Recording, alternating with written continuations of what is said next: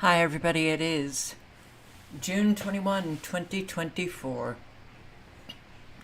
The start of summer is here. Yay! Yay! How are you guys feeling?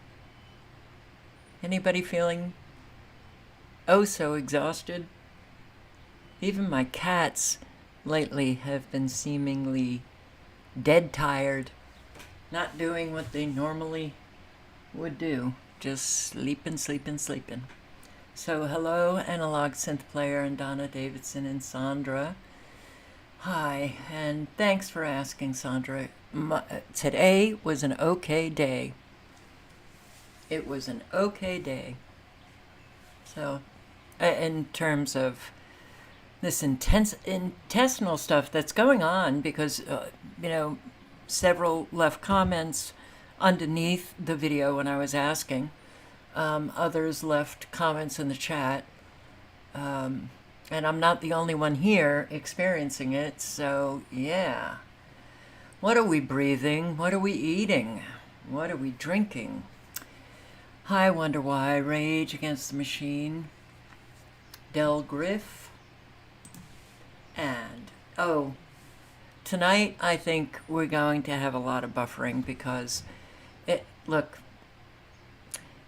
connectivity where I am here in Arizona sucks. It just does. And there's nothing I can do about it. Yeah, I saw this guy leaving a comment, several comments about how I should pay for internet. Maybe it would be better than the free internet that I'm getting. Free? $80 for a hotspot. That's free. It's frightening to see how many truly messed up people there are. I am so tired of them. I do hope that they get help somewhere. Perhaps facing the mirror. No, I'm not going to face the mirror. I'm completely fine. Whoa. So, yeah, it does suck. And when there's full-out cloud coverage, and we've had pretty high winds today, it does seem that connectivity is worse. So, who has free internet, by the way? Yeah, I'd like to know. Tashunka B. I'd like to know.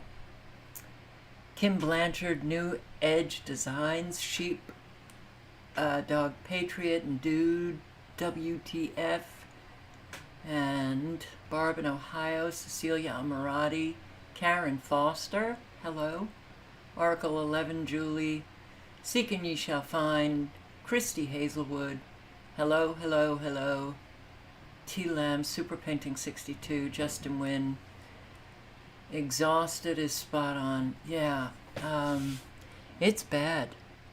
And I do wonder how much is related to what I'm breathing, how much is related to the electromagnetic frequencies, and also how much is related to this new environment of Arizona heat, which, yeah, there's a lot of people who obviously, there's a lot of people who live in Arizona, but I'm having a really hard time with it. It's, let's just say, never is it rejuvenating. It feels incredibly oppressive. So, Jane Northrup, hello. I'm just gonna jump in here. Radar.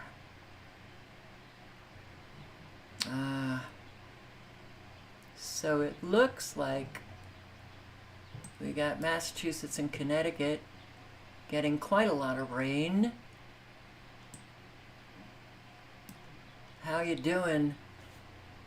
Wisconsin, Michigan, South Dakota, North Dakota, Minnesota. Watch out for these supercells. Let's just take a quick check on tornado alerts, severe weather alerts. Okay, good. All tornado alerts have expired for the day. And we have 5 active severe weather warnings. We've got them in Montana, have them in Pennsylvania, have them in, not sure, and right on the border of Utah and Colorado. Let's read all about them. Not all about them. You got Pennsylvania, Luzerne, Wilkes-Barre, 7 miles northwest of Wilkes-Barre, near Harvey's Lake. You got Montana, Chateau, Fort Benton, Pennsylvania, Lackawanna, Luzerne, Wayne, Wyoming, Pennsylvania, near Pittston, Colorado, Utah, Mesa, Montrose, Grand, San Juan, and near Spanish Valley, or near Moab, Montana, Cascade, and Teton, Fort Shaw. Be careful. Remember, thunderstorms are not what they used to be. They are not what they used to be. And don't we all know that?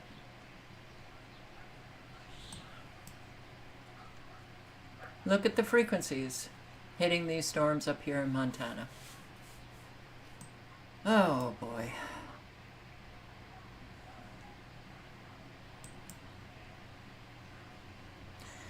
What is this, that tropical storm they said was coming into North Florida, Georgia, South Carolina?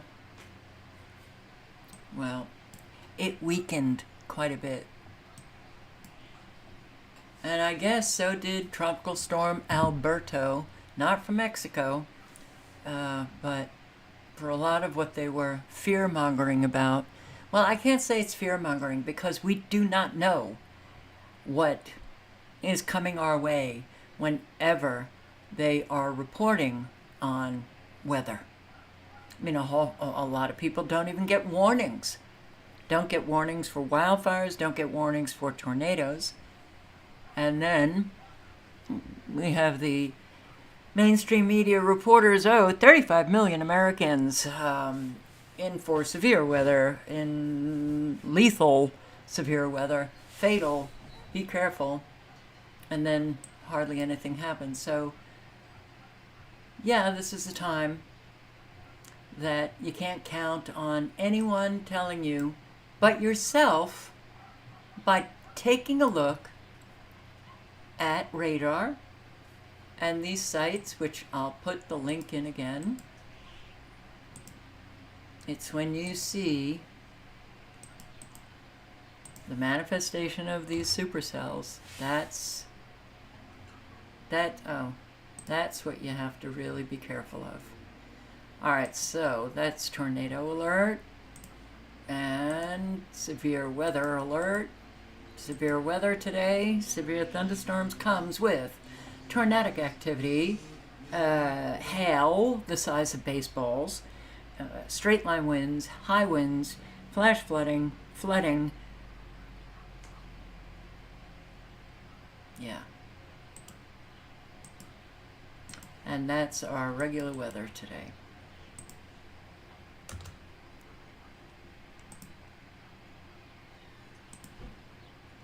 And here's the link to the radar site. There are several radar sites. Sure don't have to use mine, but I use this one because we can see clearly the extremely low frequencies, like up here in Montana,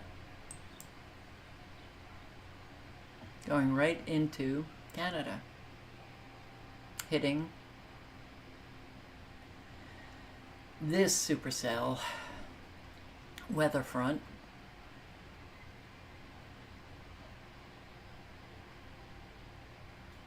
So,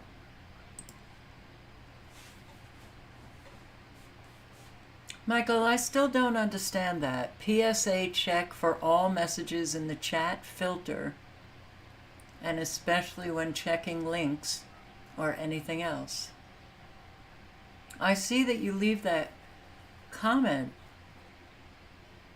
a lot, but I don't understand it.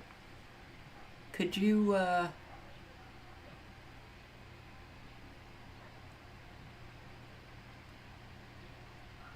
let us know what you mean?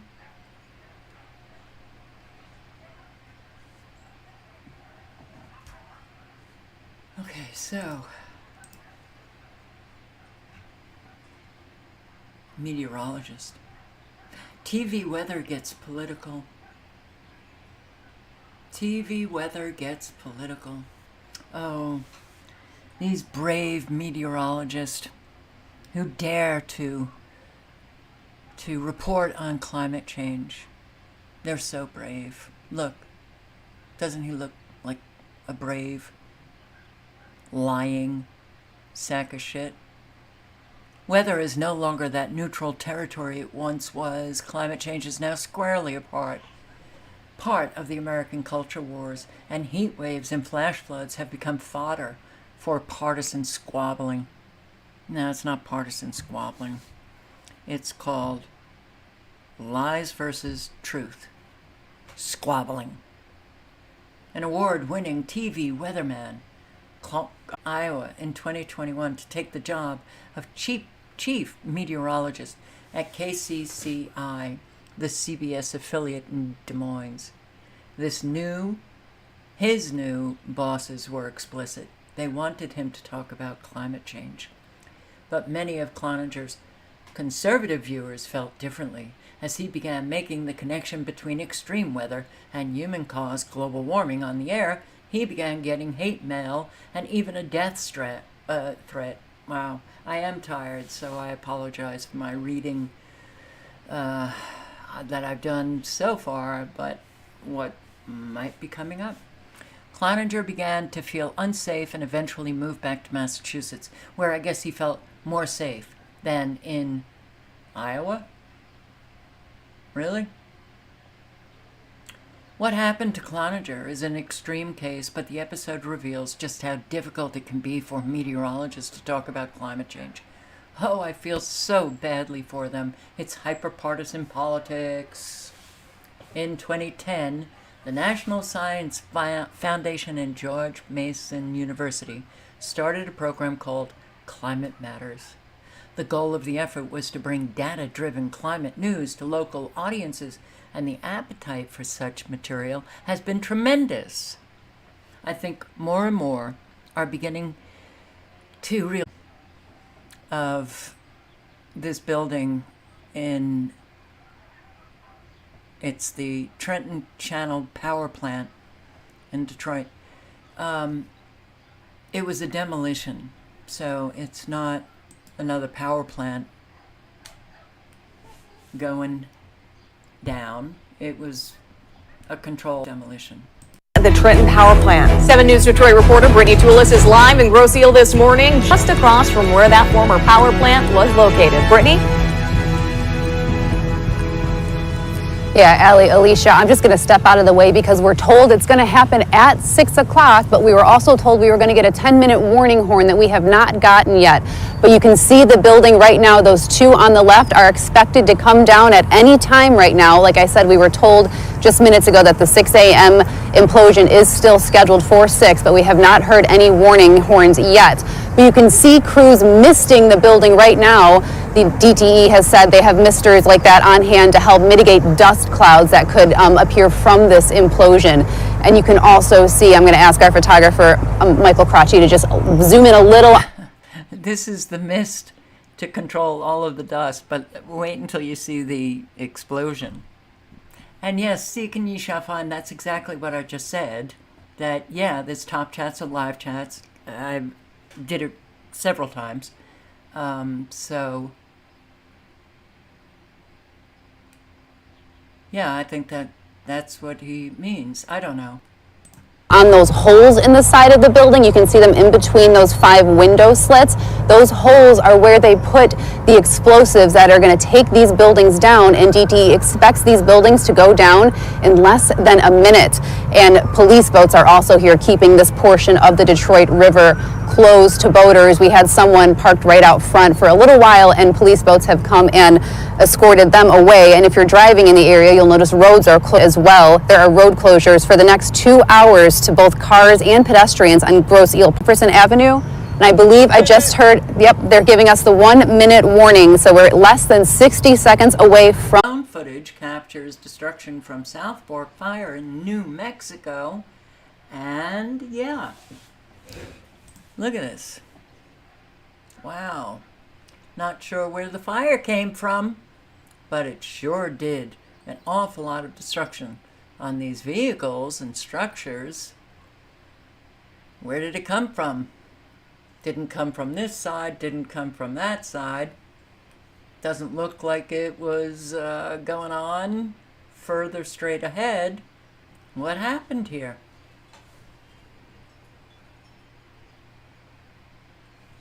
Like the structures down below that have been brought to dust.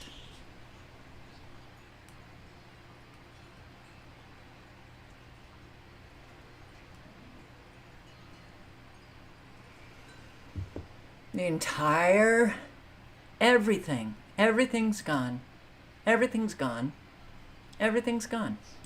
You know, and no walls, no nothing. Incinerated very quickly.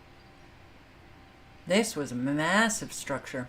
Incinerated, but where did it come from?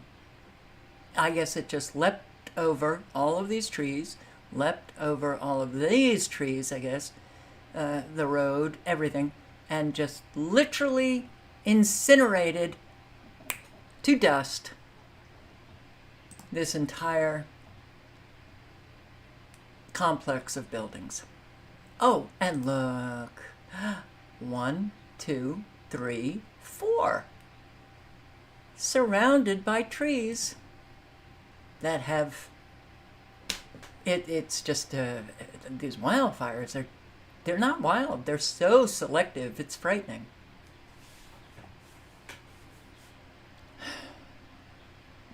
Yeah. Look. Yeah. People, I guess, just don't... The people in these wildfires, as I've said before, it's such a shock that I can excuse they not seeing what is clear and obvious, blatantly obvious, that something is very wrong with these wildfires. But eventually you come out of that and you're still living in this area. You might be one of the victims of these so-called wildfires, and eventually you begin to question, like, how did this wildfire, quote unquote, come down and incinerate these homes, and somehow the trees are fine?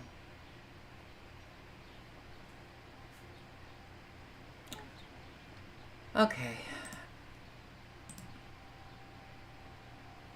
I'm going to play several minutes of this. This is very, very important because it's not just going to stop in Idaho. These water shutoffs, these water restrictions are going on all over the country, and I sure do hope that some of you are circulating the information. So Idaho is fining farmers $300 per acre for using water. Here, we'll listen to this, and I'll post the link. It's, you know what makes this whole time very surreal? We're living the most evil time that we have ever lived, with evil just literally killing off life, and we just go on about our business. That's why it's surreal, dangerously so. Hey, Christopher, do you see this? See what? Well, we just got our curtailment letter from the Idaho Department of Water Resources, and they're telling us we have to shut our 8 wells off. Shut our water off? What for? Oh, just a bunch of ridiculous stuff. Let's talk about it. Okay. So this is a letter that we just got. We didn't think we were going to be affected by this curtailment because most of our farm ground, all these sprinklers going back over here, most of our farm ground is surface water through canals. We do have 8 wells, but 2 of them are emergency wells. And I think we've converted, 2 or 3 more over to surface water, but we do use 3 wells. We use 3 wells to water our crops. So they want us to shut our water off. This is from the Idaho Department of Water Resources, and they want us to turn our wells off. And it's not just us. So the Idaho water curtailment is affecting about 500,000 acres of farmland here in Idaho. So the problem is, and why this curtailment is happening, is because down in Twin Falls, there's the Twin Falls Canal Company, and they were getting a little short of water. So in 2015, they came up with an agreement of how much water the well users, the groundwater users could use. So they were short 74,000 acre feet of water, and they were short that in 2021. So from 2015 clear up to 2021, we were putting way more. It was more than double the amount of water we were using. We were putting back in the aquifer. Well, 2021 came along and there was a drought and caused us to use more than we used the same amount, but because there was less water that year, it was a hot, dry year, we weren't able to put as much back into the aquifer, and that's when they were short. So 74,000 acre feet is essentially 12 and a half days of water in their canal. So this canal that's down there, it waters 200,000-ish acres, and I think there's about 5,000 customers.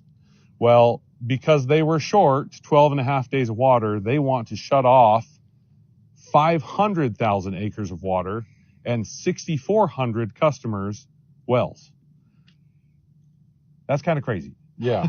That's in the Eastern Snake Plain Aquifer. So that's wells that come in the aquifer, potentially drying up extensive farmland across several counties. Yeah, I think there's actually about 18 counties that have a little bit, but our county, Bingham County, has like almost 150,000 acres that are being curtailed, that they want to shut off just in Bingham County. So Bingham County grows more potatoes than any other county in the state. And just in Bingham County, there's $1.3-ish billion spent in the county. And if that water was curtailed, it would reduce the amount of money spent in the county by $300 to $400 million. So you wouldn't just be putting farmers out of business. You'd be putting people who deliver gas out of business, people who sell groceries. You'd be putting all the equipment people out of business, the repairmen, the servicemen. We just had people coming out working on our pivots and stuff. You'd be putting all those guys out of business, which would hurt everyone. Trucking companies would go out of business. Yep. You have a lot of guys who have storages for potatoes. All those guys, they would no longer be getting rent for their potatoes. It would just devastate the entire Idaho economy if this happened. It's not just localized. And actually, it would pretty well be felt nationwide. I was doing the math, and we have one field. Well, it's actually 3 fields, but it's all on wells. But it's about 182 acres. I did the math on what that crop would be turned into down the road. So this year it's in grain. If that grain doesn't get grown and doesn't get produced and sold to the processing plant, that grain in just that 182 acres would produce about 1 million loaves of bread. If it was in potatoes, if that 182 acres was in potatoes, it would produce about 24.5 million large McDonald's French fries. Just so everybody has some perspective. That's 182 acres. They're trying to curtail 500,000 acres, but nationally and globally, we're going to feel the effects of all of our food prices going skyrocketed. Yeah, I mean, you think about our little 182 acres is going to be a million loaves of bread or 25-ish million large French fries. It's going to be in the billions of loaves of bread and billions upon billions of French fries. That's how much is going to just disappear. And they don't want to. The one problem that they're trying to negotiate a deal right now, but the problem with the deal that I've kind of heard is they're going to say, oh, you can water this year, but we want you to slowly curtail it down over the next 10 years. So do you want to lose your farm this year, or do you want to lose your farm in 10 years? We need a better solution. And with that, Don't we now? I'm going to put the link in again. I saw a comment. I've tried circulating information, but people don't watch it. Well, don't let them control what you do. You take the action, let go of the results. We have no intent of paying the ransom. Cleveland says it will not negotiate with cyber attackers. The cyber attacks are really pretty, well, I would say intense, and it's only going to get worse. Too bad we went digital.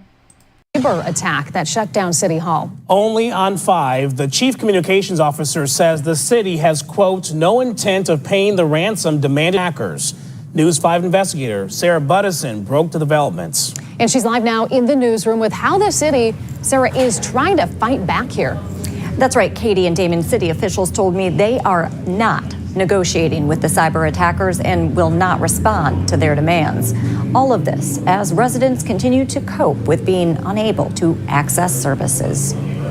This is all just like really boring documents. Aiden Priester was fired up to learn Cleveland City Hall has been shut down for nearly 2 weeks. It's just a whole other thing I got to deal with, and now it's more days of stress. He just started a food truck business, but before he can sell in the city, he needs a vendor's badge from Cleveland City Hall. You need this badge to do anything in Cleveland. So like I said, it's super crucial that we get the badge. But Aiden was out of luck. City Hall was closed today for Juneteenth, and many services have been unavailable since a ransomware attack was discovered the weekend of June 8th. Is this just part of life in America in 2024? Unfortunately, yes. Jeff Brancato is the executive director of the Life in America in 2024.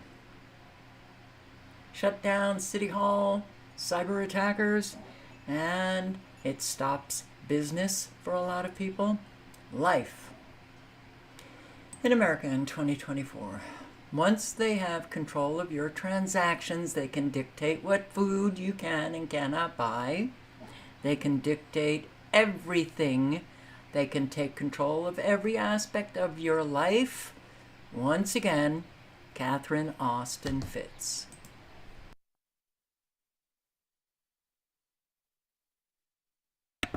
If it One of the things, you know, that you see when you fight,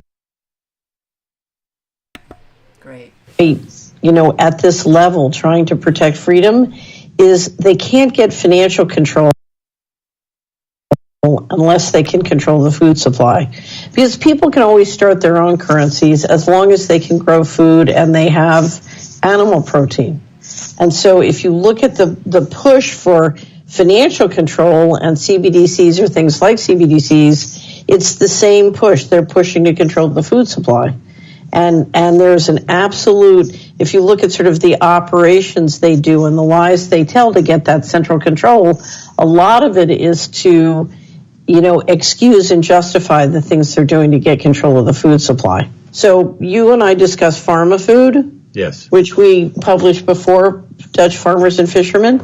So this is an entire study on synthetic food, including lab-grown meat and insect-based flour. Bioengineered. It's basically the pharmaceutical industry taking over the food supply. So the idea is we get rid of farmers, we kill any naturally grown food, and we engineer food in manufacturing plants and laboratories. Here's what you need to understand. One of the reasons I'm working and I'm so committed to preventing financial transaction control, is what they are planning on to feed you synthetic lab-grown meat. No one in their right mind would ever eat this stuff. But the reality is what they're hoping is that, once they have control of your transactions, they can dictate your health policies and they can dictate what food you can and cannot buy. So if they don't want you buying pizza, you can't buy pizza. If they want you to buy pizza made with insect-based flour, that's what you're going to get. That's one of the reasons they want this kind of control. And remember, you had John Kerry saying, we ought to get rid of all the farmers. They're literally planning on getting rid of all the farmers and instituting, food created synthetically in manufacturing laboratories. You have to read it. And one of the reasons you have to read it is the reason to stop them from putting your farmers and fishermen out of business and pushing them off their land is if they succeed in doing that, you and I will be eating lab-grown meat. That's their plan. Oh, and it's coming faster than an awful lot of people realize. And I'm going to play this for a few minutes. Scotland's new law criminalizes free speech. And when we see these new laws criminalizing free speech happening in Scotland, happening in the UK, happening in Canada, happening in Australia, and US of A, this of all of the new agendas, this I think is by far the most destructive. Because if we can't speak honestly and fight these agendas, then all agendas will take on an accelerated speed like we've never seen before. And a whole lot of people are already suffering the consequences of these free speech laws, hate speech, that they never even define. All right, but this is a good segment because he plays this video and a lot of good information. Tickets. Speaking of hate crime, there was a big hate crime bill in Scotland, and I wanted to play this brief news report about it and get your reaction. Crime laws have come into force, but why are some people calling it controversial? The Hate Crime and Public Order Act came into effect on Monday the 1st of April, aiming to tackle the harm caused by hatred and prejudice towards people with certain characteristics, including religion, sexual orientation, and transgender identity. Supporters of the new bill insist that it will make Scotland more tolerant, but opponents have argued that it will stifle free speech and could even be weaponised to settle scores. The campaign group for Women Scotland said the act was a mess. I've been slapped in the face, and I have to say to myself, this really happened. I'm not imagining this happened, and I'm still incredulous, gobsmacked that it really did happen. I wasn't sure if you were going to be sort of smiling about this or angry about this. It seems pretty clear you're angry. I have to say I'm sad, more that I'm sad. I'm disappointed. Right, that's what I see. I don't see anger. I see just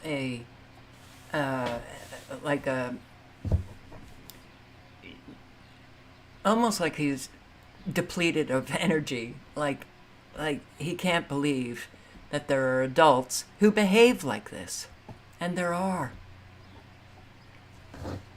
Everybody's just talking about the buffering, so I'm just going to continue. And yeah, you don't have to stay on the live. You can listen to it when it posts, because I get the buffering when I try to start a video, and that seems to be happening all the time, but I'm not getting the buffering that I'm hearing a lot of you are getting the buffering. Hotspot overloaded. I don't know. It sucks. That's all I can say. It just sucks. Disappointed. When I was making the recordings, the camera only recorded it and didn't see anything. And then the next day, I was going through, I smoke, and I was outside the building and was having a cigarette and scrolling through another video. And then I saw her. and it was her. It was no mistake, but I suspected it was. But I did not have absolute confirmation that it was her. And when I saw it, I just felt sad, and I said out loud to myself, there's no good that's going to come of this. None. She's It's gonna be apologized. awful. She said, I've given my sincere apology to Jim directly and publicly to be working toward most unbecoming of my position as a representative and as a human, and is not reflective of my 28 years of service and civility. Do you forgive her? I want to believe, and I said on the House floor, I believe in her sincerity. I want to. Thank you for watching. Go. I want to. Yeah. She should resign and work on herself. Yes, she needs to work on herself. This is not a good human being.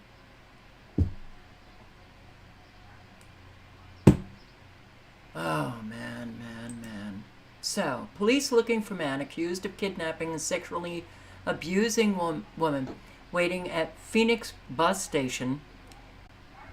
And I had to stop because there's so much going on. What this reflects, what you are about to see, is how violent our country has become. And yes, it will only get exponentially worse as we move on in this very sick, warped country that we live in. Search for a fugitive from justice who's charged with an attack right here in Phoenix. ABC 15 broke this story and was first to alert the community about a man wanted for kidnapping and assaulting a woman while carrying a machete. Tonight, Fort Hatchet is following up as investigators try to track the suspect down. A woman kidnapped and held overnight by a man with a machete. She made a daring escape, running up this embankment toward the interstate before eventually running into the roadway and flagging down an Uber driver for help. Court paperwork alleges 41-year-old Michael Young is still on the run from police after he kidnapped a woman at a Phoenix Greyhound station earlier this month while armed with a machete. Said that he didn't intend to push her, that it was an accident. In the video, you can see the defendant, Charles Green, attacking Jose. They're on the ground. I hope you have your awareness of your surroundings hardwired. Sister of man accused of killing a Louisiana mother and child. This ain't his first affair. This is his first affair that he's been caught red-handed. Yeah. Whether they're in lakes or in their home. Bob and North 80 East just after 12:30 p.m. Oh boy.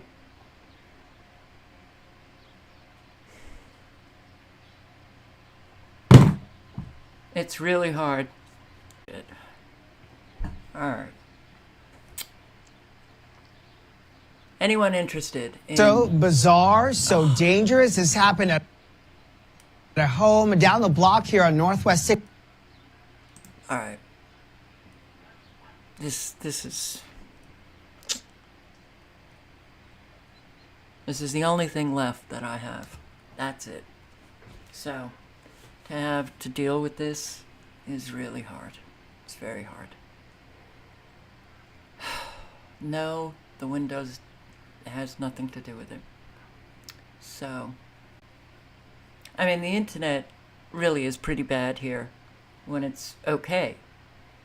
And when it's, you know, the only thing that I can think of is that all of the clouds in the sky are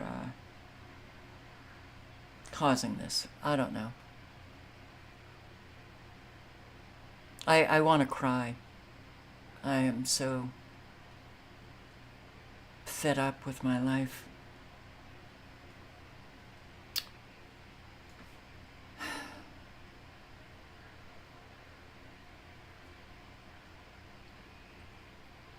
I'm actually going to end the live now, because this is just going to continue.